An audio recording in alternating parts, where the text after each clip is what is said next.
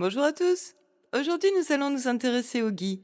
On l'appelle aussi gui blanc, gui des arbres, gui commun ou encore verquet, blondeau, bois de la Sainte-Croix ou ver de pommier. Le gui ne possède pas de racines. Il s'accroche tel une sangsue sur d'autres arbres et arbustes à l'aide de suçoirs. Il n'attaque pas les cellules de l'arbre qu'il parasite. Il ne prélève quasiment que de la sève brute pour obtenir l'eau et les nutriments dont il a besoin. Le gui n'est pas totalement dépendant de son hôte. Il effectue sa propre photosynthèse. C'est donc une plante hémiparasite. Il peut cependant ralentir la croissance de l'arbre hôte, l'affaiblir et diminuer la qualité de son bois. On le trouve principalement sur les pommiers, les peupliers, les aubépines, les saules et les robiniers. Sa présence sur les chênes reste exceptionnelle. En Europe, le gui, avec le hou, est une plante traditionnelle ornementale des fêtes de fin d'année et de nombreuses croyances et légendes l'accompagnent depuis des siècles.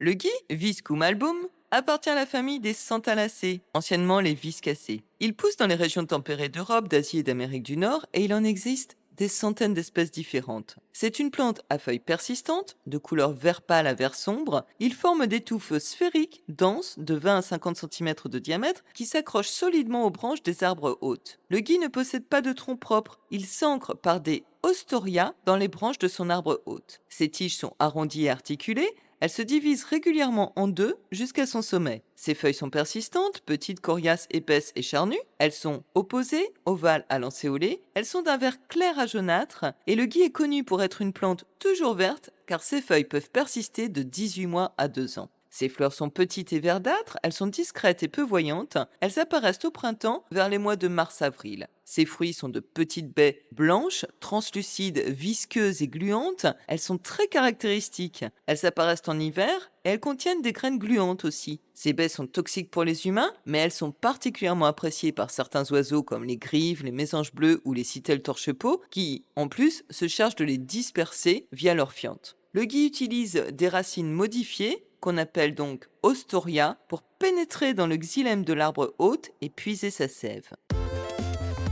Dans l'Antiquité, les Romains associaient le gui aux fêtes du solstice d'hiver, les Saturnales, entre le 17 et le 23 décembre, en l'honneur du dieu Saturne. Symbole de la fertilité et de l'amour, il était censé apporter la paix et la prospérité dans le foyer. Les Grecs associaient le gui à Hermès, le messager de l'Olympe. Ils l'utilisaient dans des préparations médicinales pour traiter l'épilepsie et pour ses propriétés antispasmodiques et sédatives. Les druides gaulois cueillaient le gui avec une serpe d'or le 6e jour de l'année celtique. Ils recherchaient particulièrement le gui qui pousse sur des chênes car c'est un fait exceptionnel. Ils considéraient le gui comme une plante sacrée et comme le symbole de la vie éternelle, puisqu'ils le récoltaient en hiver sur un arbre qui paraissait mort, alors que le gui, lui, il était bien vert. Ils l'utilisaient alors comme un talisman et lui attribuaient de nombreux pouvoirs, comme par exemple celui de chasser les mauvais esprits, de purifier les âmes et de guérir les corps. Il était censé également neutraliser les poisons, assurer la fécondité des troupeaux et permettait même de voir les fantômes et d'établir un dialogue avec eux. Pour les Gaulois de l'époque, le gui était celui qui guérit tout. Ils l'utilisaient en traitement contre la stérilité, contre les convulsions, contre la toux, contre la coqueluche et tous les troubles liés à l'hypertension artérielle.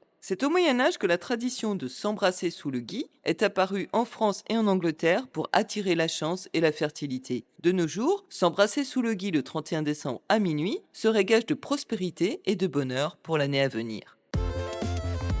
Le gui est utilisé en médecine naturelle, mais il doit être manipulé avec prudence en raison de sa toxicité. Les branches, les feuilles et les baies du gui contiennent des substances toxiques, des viscotoxines, et en cas d'ingestion, il est possible d'avoir des symptômes tels que des nausées, des vomissements et des diarrhées, ainsi que d'éprouver de la somnolence, de la faiblesse et de la fièvre. Il faut dans ce cas contacter un centre antipoison. La toxicité du gui dépend aussi fortement de l'arbre hôte. Le gui a cependant des propriétés cardiovasculaires, il est utilisé pour réduire la pression artérielle et on peut utiliser des infusions de gui pour traiter une hypertension légère. Le gui a des propriétés anxiolytiques et sédatives, il a des effets calmants sur le système nerveux et il est parfois utilisé pour traiter les troubles comme l'anxiété. Le gui a des propriétés anti-inflammatoires et antispasmodiques, il est utilisé pour traiter les douleurs articulaires et les rhumatismes, notamment dans le cas de la polyarthrite rhumatoïde. Le gui a des propriétés diurétiques diurétique. Il stimule l'élimination des déchets par les reins. Et enfin, le ghee a des propriétés anticancéreuses. Certaines études, initiées par Rudolf Steiner au départ, ont suggéré que le ghee pourrait avoir des effets bénéfiques dans le traitement du cancer du fait des viscotoxines qu'il contient, qui contrarient le développement des tumeurs, et le ghee serait aussi susceptible de renforcer le système immunitaire atteint par le cancer et affaibli par les traitements. Mais pour l'instant, les données ne sont pas suffisantes et des recherches supplémentaires sont encore nécessaires. Le ghee n'est pas comestible et ses baies sont toxiques. Il ne doit pas être utilisé en cuisine.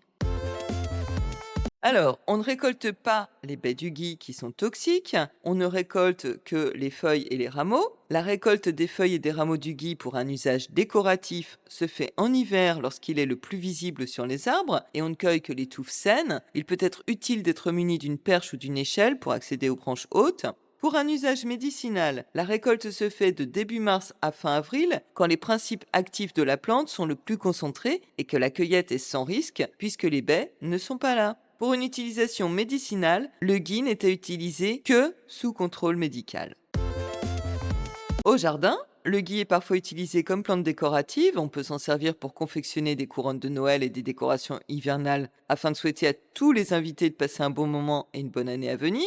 Les baies du ghee contiennent de la vicine. Cette substance permet aux graines de coller aux branches afin de pouvoir germer. Ayant remarqué ce fait, les anciens faisaient macérer et fermenter les baies de ghee avant de les faire cuire pour obtenir une espèce de colle, la glu, avec laquelle ils attrapaient ensuite les oiseaux en les piégeant sur des branches enduites de cette glu. Le ghee est souvent utilisé dans des rituels mystiques et magiques. Il est considéré comme un talisman protecteur contre les mauvais esprits et les forces négatives. C'est pourquoi on le suspendait souvent au-dessus des portes. Il est ainsi devenu un symbole de chance et de protection à Noël, avec la tradition populaire du baiser sous le ghee. Dans les sortilèges d'amour, on utilisait le ghee pour augmenter la fertilité des hommes et leur puissance sexuelle. En effet, on a associé les baies blanches et visqueuses du ghee aux spermatozoïdes et on le considérait alors comme la plante des hommes. Chez les Celtes, le ghee était une plante synonyme de paix et d'hospitalité. Disposer des rameaux de ghee à l'entrée d'une maison signifiait en faire un lieu de paix où l'on peut se rassembler sans crainte. Quand deux ennemis se retrouvaient sous le ghee, ils devaient déposer les armes et observer une période de trêve. En spiritualité, le ghee symbolise la continuité de la vie après la mort et la survie de l'âme. Les druides recevaient dans leurs rêves le moment propice pour récolter le ghee. Et ainsi, le ghee invite à écouter son intuition, ainsi que les messages dont les rêves sont porteurs. Dans le langage des fleurs, le ghee symbolise l'invulnérabilité ou l'amour triomphant. Dans une relation amoureuse, le ghee évoque l'attachement ferme et durable car il est difficile de déloger le ghee une fois qu'il est installé. Cependant, il peut aussi signifier qu'une liaison est considérée comme dangereuse du fait de la toxicité de la plante.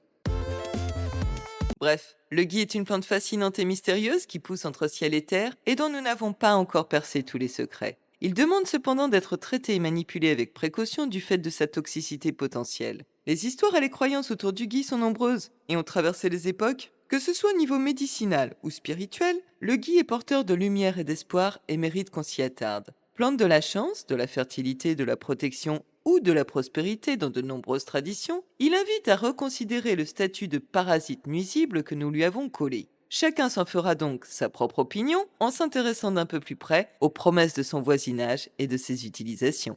Si vous avez apprécié et aimé cette vidéo, pensez à liker et à partager le lien pour faire connaître cette chaîne et bien sûr à vous abonner. Vous pouvez retrouver les recettes et cette fiche sur le site de la petite musique dans la forêt.com dont le lien figure en barre de description. Et tous les commentaires sont les bienvenus, qu'il s'agisse d'apporter des précisions, de formuler des appréciations ou de poser des questions. Et moi je vous dis à mardi prochain.